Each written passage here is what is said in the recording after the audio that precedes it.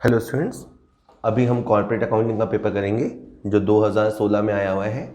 कोशिश करेंगे कि अपन लास्ट 5 ईयर्स में जो पेपर आए हैं और ख़ास करके जो शॉर्ट टाइप क्वेश्चन होते हैं, वेरी शॉर्ट, उनको अपन कर पाएँ। ठीक है सर, चलिए शुरू कर लेते हैं। पहला क्वेश्चन आ रहा है आपके सामने। कॉर्पोरेट अकाउंटिंग 2016 एमडीएस यूनिवर्सिटी का ये पेपर है। चूँकि कॉर्पोरेट अकाउंटिंग है तो जेएनवीयू या बाकी यूनिवर्सिटी में भी ये पेपर इंपॉर्टेंट रहेगा। चलिए सर, पहला क्वेश्चन है इतना आसान। What is the meaning of discount on issue of share? अंशों का बट्टे पर निर्गमन से क्या आशय है? वेल, देखिए, अब तो कंपनी डिस्काउंट पे शेयर इशू कर नहीं सकती, बट बेसिकली 3 तरह के प्राइस होते हैं। जैसे अगर मान लो कोई शेयर फेस वैल्यू 100 रुपया है और कंपनी उसे 90 रुपये में इशू करती है 10 रुपये कम पे, तो उसे डिस्काउंट कहेंगे। मान लो 125 पे इशू करती है तो उसे प्रीमियम कहेंगे। तो डिस्काउंट का मतलब क्या कि अगर कोई कंपनी फेस वैल्यू से कम पे शेयर को ऑफर करती है तो उसे डिस्काउंट ऑन इशू कहते हैं। हालांकि कंपनी एक्ट 2013 के बाद ये प्रैक्टिस बंद हो गई है। अब कोई भी कंपनी डिस्काउंट पे शेयर इशू नहीं कर सकती। फिर भी एक्सेप्शनली आप याद करें तो एक स्वैट इक्विटी शेयर्स होते हैं। स्वैट इक्विटी शेयर्स वो चाहे तो कंपनी डिस्काउंट पे दे सकती है। चलिए सर, देख लेते हैं इसका आंसर कि यदि कंपनी अंशों को अंकित मूल्य से भी कम मूल्य पर निर्गमित करती है तो ऐसा निर्गमन बट्टे का निर्गमन कहलाता है। ठीक है सर, चलिए अगला क्वेश्चन, आसान क्वेश्चन है। पहले तो परिवर्तनीय ऋण पत्रों का अर्थ बताइए। मैं आपको कहूँगा कि जैसे ही क्वेश्चन आपके सामने आया तो आप इसका आंसर सोचिए कि इसका क्या आंसर हो सकता है। 2 लाइन, 4 लाइन, 6 लाइन, जितना आप सोच पाए, और देन फिर आंसर मिला लीजिए। इससे आपका हाथों हाथ क्वेश्चन तैयार हो जाएगा। ठीक है, तो डिवेंचर्स कई तरह के होते हैं। उसमें एक होता है कन्वर्टेबल डिवेंचर्स, जिसको आगे जाके अपन कन्वर्ट कर देंगे। किसमें? या तो शेयर्स में या नई टाइप के डिवेंचर्स में। तो ऐसे डिवेंचर्स जिनको आगे जाके यानी 2-4 साल बाद कंपनी के ऑप्शन पे या डिवेंचर होल्डर के ऑप्शंस पे कन्वर्ट कर दिया जाएगा, खास करके इक्विटी शेयर्स में, वो होते हैं कन्वर्टेबल डिवेंचर्स। तो ऐसे ऋण पत्र जिन्हें कंपनी एक निश्चित समय पश्चात अंशों या ऋण पत्रों में बदल देती है, ऋण पत्र मतलब नए ऋण पत्रों में बदल देती है, तो वो परिवर्तनीय ऋण पत्र कहलाते हैं। ऐसा क्यों होता है, मैं उसका कॉन्सेप्ट बताता हूँ। जैसे जब शुरू में कंपनी बनती है तो जो पैसा लगाने वाले होते हैं उनको डाउट होता है प्रॉफिट को लेके, डाउट होता है डिविडेंड मिलने को लेकर कि डिविडेंड मिलेगा या नहीं मिलेगा। तो उस समय वो चाहते हैं कि हमें इंटरेस्ट मिलना चाहिए, इंटरेस्ट तो मिलना ही चाहिए। और वो ये भी मन ही मन चाहते हैं कि अगर कंपनी अच्छी निकल जाए, यानी कंपनी अच्छी चल जाए, तो बाद में हम शेयर होल्डर बन जाए, हमारा कंपनी में हिस्सा हो जाए, होल्डिंग परसेंटेज हो जाए। तो डिवेंचर, कन्वर्टेबल डिवेंचर इन दोनों ऑब्जेक्ट्स को पूरा करता है। पहले आपको ब्याज मिल जाएगा, 5 साल बाद, 6 साल बाद आप शेयर में अपने आप को कन्वर्ट करा देना तो आपको मालिकाना हक मिल जाएगा। तो बहुत ही पॉपुलर काइंड ऑफ सिक्योरिटी है ये। चलिए सर, तीसरा क्वेश्चन है, यदि अधिमान अंशों का शोधन अन्य अंशों व ऋण पत्रों में परिवर्तन करके किया जाए तो क्या लेखा प्रविष्टि होगी? वेल, क्वेश्चन है प्रेफरेंस शेयर का, और प्रेफरेंस शेयर का हो रहा है redemption. If preference shares are redeemed by conversion, what will be the accounting entries? देखिए, आप एंट्रीज कैसे करेंगे? पहले तो आप ये समझिए कि प्रेफरेंस शेयर का सीआर नेचर होता है, तो आप उसको डीआर कर दो। प्रेफरेंस शेयर कैपिटल को आप डीआर कर दो, और नीचे जो आप इक्विटी शेयर देना चाहते हो उसे आप सीआर कर दो। तो preference share capital to equity share capital या preference share capital to debenture, ये एंट्री हो जाएगी कन्वर्जन की। एक और बात सुनिए कि अगर आपके 5 लाख के डिबेंचर्स थे और आपने इस तरह से कन्वर्जन किया तो बाकी का अमाउंट आपको सीआरआर से लेना पड़ेगा। ठीक है सर, चलिए देख लेते हैं। इन्होंने कहा प्रेफरेंस शेयर कैपिटल डीआर। अब ये डीआर कैसे हुआ आप इसको समझ लेना। पीएस कैपिटल का नेचर सीआर होता है और इस एंट्री में हमें निपटाना है, उसको किसी खाते को ख़त्म करना होता है ना, तो हम उसे रिवर्स कर देते हैं। तो कैपिटल हो जाएगा डीआर, प्रीमियम और रिडम्पशन हो जाएगा DR to preference share holder. This is going to be the entry. Okay बेटा, चलिए इन्होंने एक बात और लिखी है नीचे। पहली एंट्री में इन्होंने किया PS capital premium redemption to PS holder, दूसरी एंट्री में हो गया पीएस होल्डर टू इक्विटी या प्रेफरेंस शेयर कैपिटल या डिवेंचर। और आप चाहे तो 2 की जगह 1 एंट्री कर सकते हैं। नोट लिखा है सर कि यदि जो नए निर्गमित किए हैं अंश, उनकी जो राशि है उससे कंपनी एक्ट 2013 के धारा 55 के प्रावधानों की पूर्ति न हो सके तो शेष राशि स्वतंत्र लाभों या स्वतंत्र संचयों में से CRR में हस्तांतरित करने का कार्रवाई किया जाएगा। मतलब क्या है, जैसे आपका प्रेफरेंस शेयर है मान लीजिए 5 लाख का, तो इसमें देखा जाएगा कि आपने कितना रुपए का इशू किया। जैसे मान लो मैंने कहा 4 लाख का आपने इशू किया, तो 1 लाख रुपए के बराबर अमाउंट CRR में ट्रांसफ़र यानी हस्तांतरित किया जाएगा। इसकी एंट्री हो जाएगी like general reserve to CRR या P&L टू CRR। ठीक है, चलिए सुदृढ़ अभिगोपन से आप क्या समझते हैं? What do you mean by firm underwriting? पहले तो आपको पता होना चाहिए अंडरराइटिंग क्या होता है कि एक व्यक्ति या कोई बैंक है, वो जैसे कंपनी है XYZ लिमिटेड, XYZ लिमिटेड ने 1 लाख शेयर इशू किए। इन्होंने कहा कि हम आपके 1 लाख शेयर्स बिकवा देंगे। इन्होंने कहा कि हम आपके 1 लाख शेयर्स बिकवा देंगे। अब ऐसे में क्या होगा कि अगर सारा माल पब्लिक ने खरीद लिया तो इनको कुछ भी शेयर्स वगैरह लेने नहीं पड़ेंगे।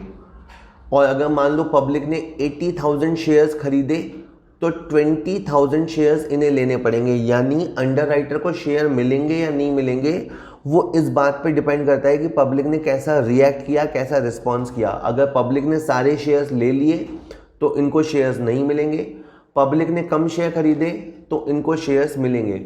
ऐसे में अगर कोई अंडरराइटर चाहता है कि उसे X शेयर्स तो मिले ही मिले, अगर कोई मान लो ये कंपनी है, ये कंपनी चाहती है कि 10,000 शेयर्स तो मुझे मिलने ही मिलने चाहिए, तो उसको ये पहले से बुक करवा लेंगे, पहले से बुक करवा देंगे, तो इसे कहेंगे फर्म अंडरराइटिंग।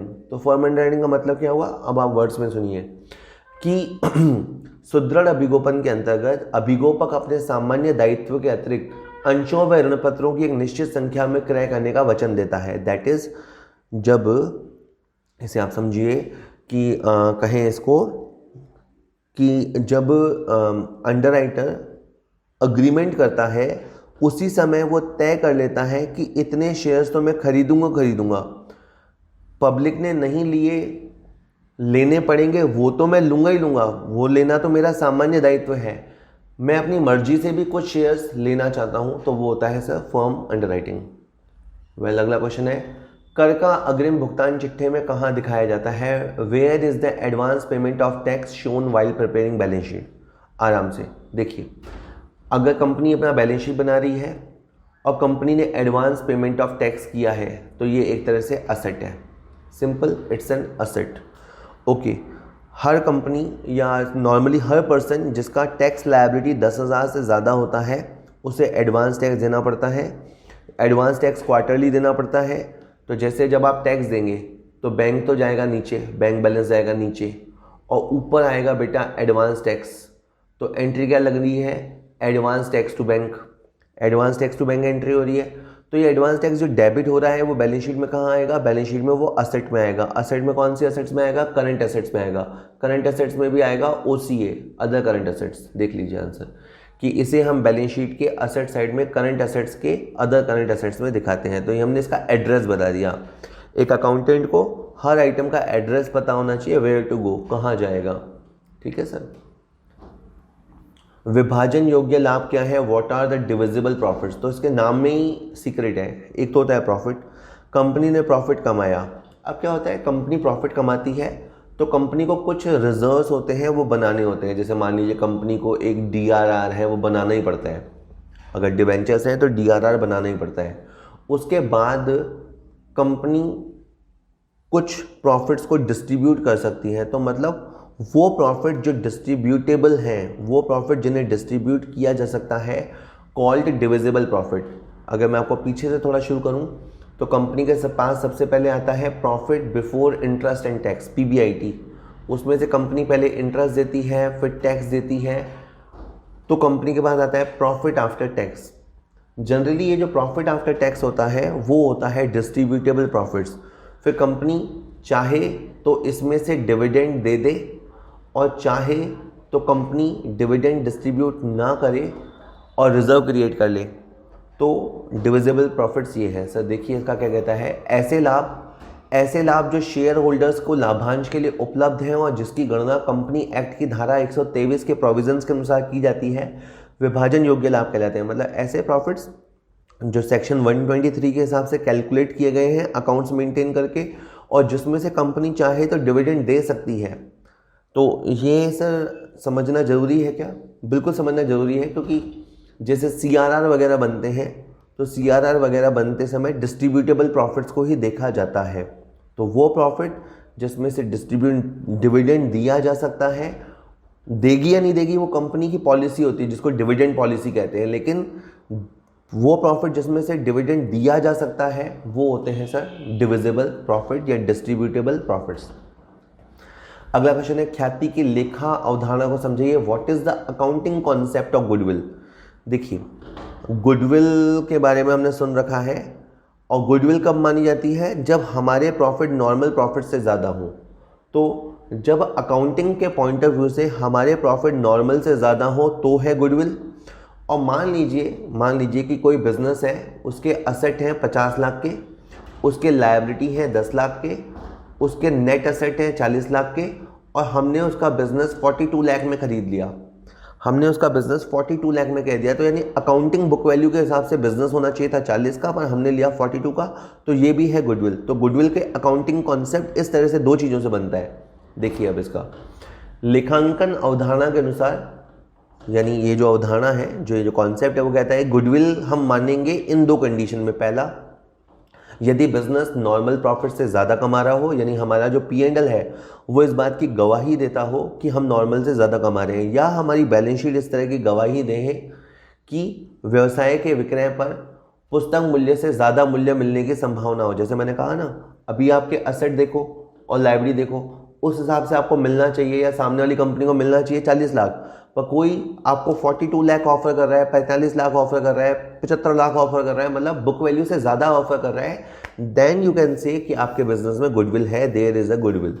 ओके सर, चलिए नेक्स्ट क्वेश्चन है, आंतरिक पुनर्निर्माण कब वांछनीय है? कोई दो परिस्थितियाँ बताइए। When internal reconstruction is recommended, specify any 2 situations. देखिए सर, कंपनी है, कंपनी अगर बीमार है तो उसका एक तरीका है उसे ख़त्म कर दो, उसे किसी कंपनी में मिला दो, यानी अमालगमेशन या टेक ओवर वाला चैप्टर। एक होता है कि कंपनी अगर बीमार है तो उसकी सर्जरी करो, उसमें कुछ चेंजेस करो, आपके कैपिटल स्ट्रक्चर को अच्छा करो ताकि बिजनेस चलाया जा सके, उस कंपनी को वापस खड़ा किया जा सके, जिंदा किया जा सके।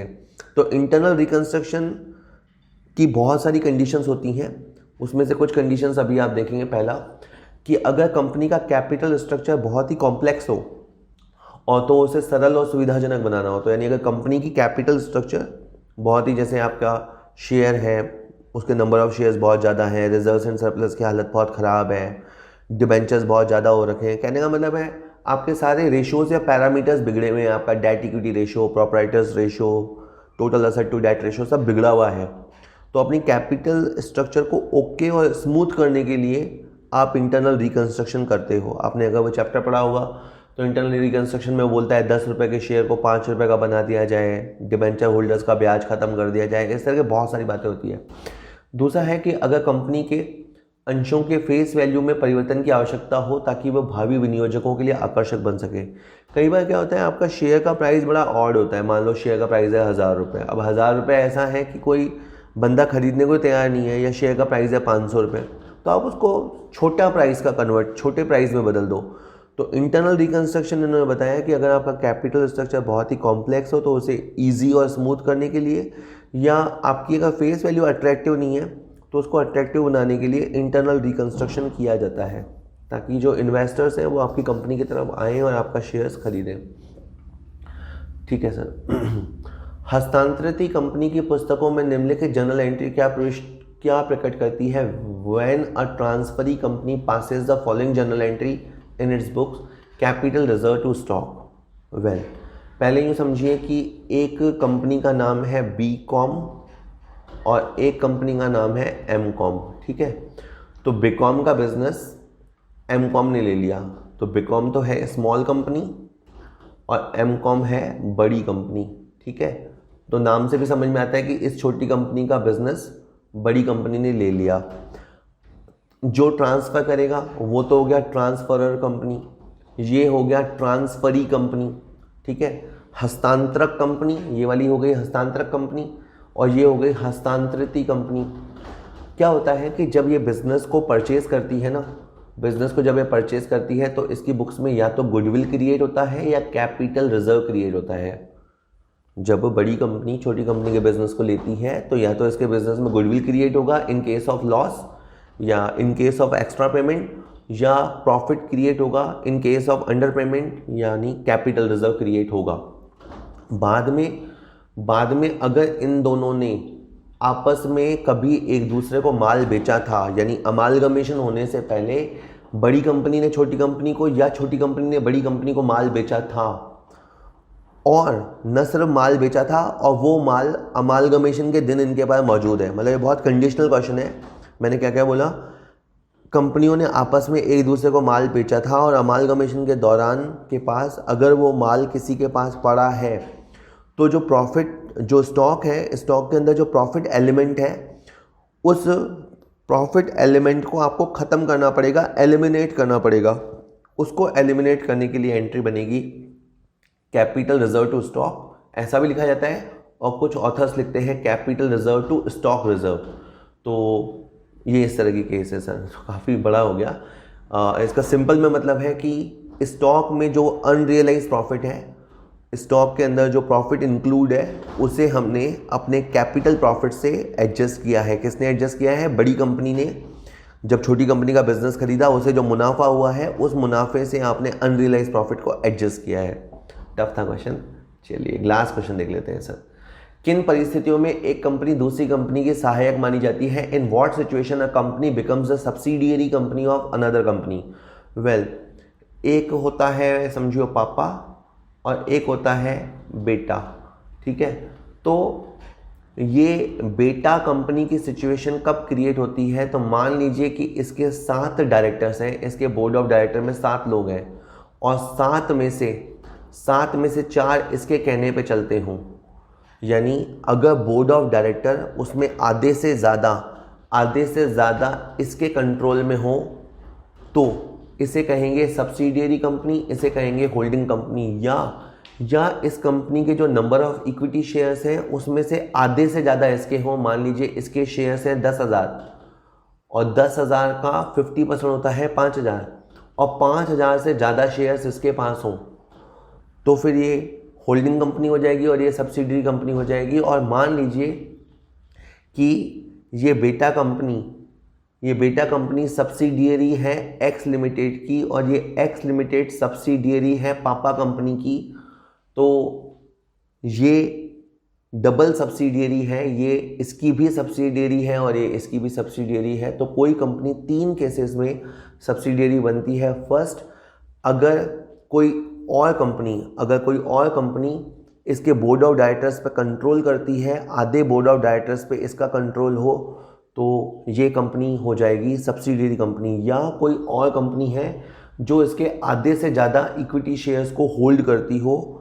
51%, 51% नहीं है, 50% से ज़्यादा है। 10,000 का 50% मान लो 5,000 होता है, तो 5,001 शेयर्स होने पर ये कंपनी होल्डिंग कंपनी बन जाएगी और ये कंपनी सब्सिडियरी कंपनी रह जाएगी। और अगर ये किसी और की सब्सिडियरी कंपनी है, मान लीजिए इसके 75% शेयर्स एक्स लिमिटेड के पास है और फर्दर इसके 60% शेयर्स इसके पास है, तो फिर चूंकि इसकी जो होल्डिंग कंपनी है वो किसी की सब्सिडियरी है, तो ये इसकी अल्टीमेट सब्सिडियरी हो जाएगी। होप मैं आपको समझा पाया।